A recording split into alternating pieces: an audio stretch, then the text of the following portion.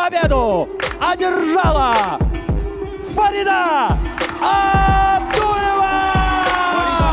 Құрметті көрермен, Октагон лигасының. Не хочу много говорить, хочу сказать спасибо своим тренерам за то, что всегда верили в меня, верили в мое будущее. И я здесь сейчас с поясом. Также всем моим близким сегодня из Кыргызстана приехали специально мои братья. Также весь Бишкек, весь Кыргызстан. Я вас всех люблю. И этот поезд поедет домой в Кыргызстан. Также хочу сказать спасибо Аян за этот опыт. И поражение — это все от Всевышнего. Вот, поэтому, Аян Турсун, пожалуйста, аплодисменты. Кыргызстан!